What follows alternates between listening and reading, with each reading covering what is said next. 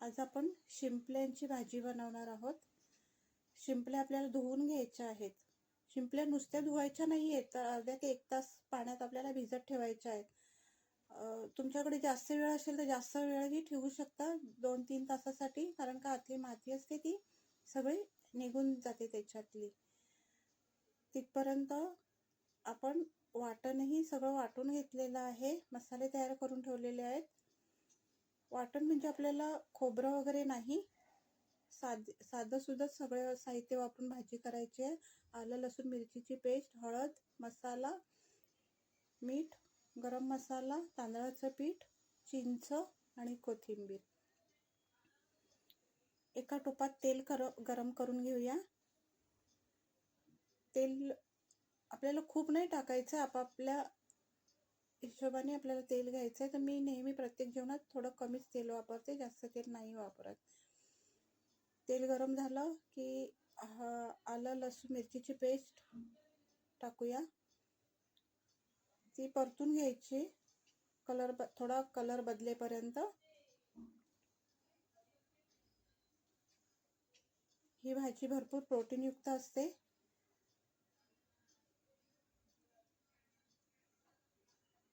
Colour बदललेला आहे. हळद टाकूया, मसाला टाकूया. हे टाकताना आपल्याला गॅस कंपल्सरी छोटा ठेवायचा आहे, एकदम 0 गॅस करायचा आहे, कारण का हे हळद आणि मसाला करपला नाही पाहिजे. करपला तर पूर्ण भाजीची टेस्ट बदलून जाईल. शिंपल्या टाकूया फोडणीला. शिंपल्या व्यवस्थित परतून घ्यायच्या आहेत आपल्याला. आता बंद आहेत ह्या. वाफ आली, उकळ आला की आपोआप तोंड उघडतात, त्याची खुल्या होतात.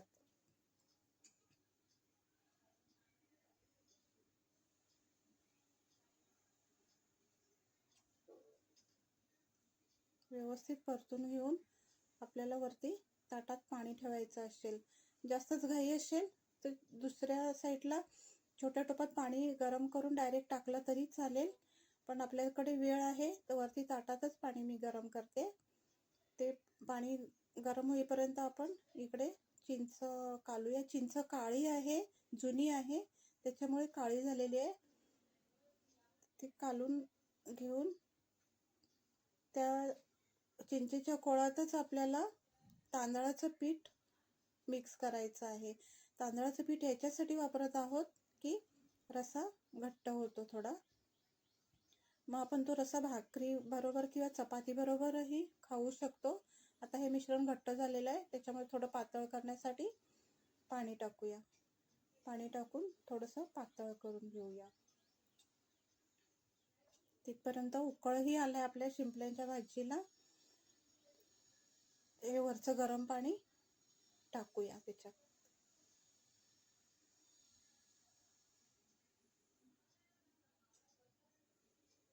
आता त्या 5 मिनिटासाठी शिजून घ्यायचं आहे व्यवस्थित आपल्याला. गोळे छोटे छोटे आहेत पण शिजायला थोडा वेळ लागतो. 5 मिनिटापर्यंत शिजून घ्यायचं आहे गॅसवर. आणि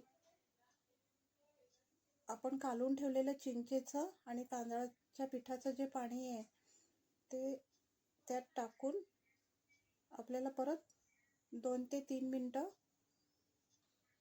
सगळं मिश्रण एकजीव करून झाकण ठेवून शिजवायचं आहे.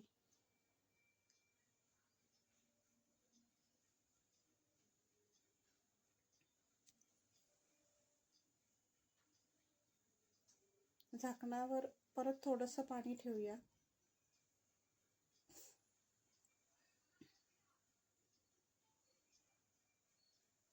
आता ते चिंचेचा कोळ आणि तांदळाचं पाणी, त्याच्यामुळे रस्सा आता थोडा घट्ट व्हायला लागलाय.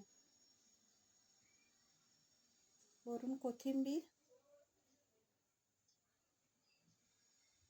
चवीपुरता मीठ आणि गरम मसाला टाकायचा आहे.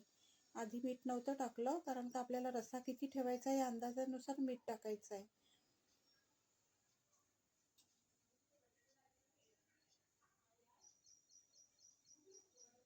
सगळं मिश्रण परत एकजीव करायचं आहे. आणि तुम्ही करा अशी भाजी, खरंच खूप टेस्ट लागते. खोबऱ्याच्या वाटणाचीही गरज नाही आहे या भाजीला. रस्सा जाड होण्यासाठी आपण तांदळाचं पीठ तर वापरलेलंच आहे. आता 2 मिनटं फक्त आपल्याला 2 ते 1 मिनिटासाठी उकळ काढला तरी चालेल. छान असा उकळ आलेला आहे भाजीला. हे बघा किती छान असा जाड रस्सा झालेला आहे. भाताबरोबरही छान लागतो हा रस्सा. छान असा आपला शिंपल्यांचा रस्सा तयार झालेला आहे.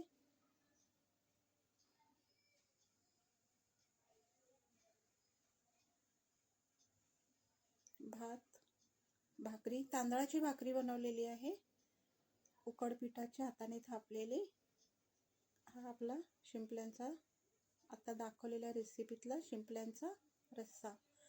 आणि आपण ओले बोंबलाची भाजी बनवलेली आहे.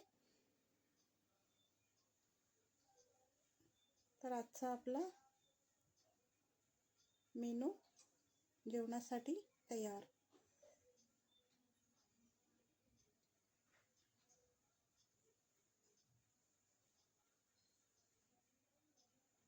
रेसिपी कशी वाटली ती बघा आणि जरूर लाईक, सबस्क्राईब आणि शेअर करा. थँक्यू.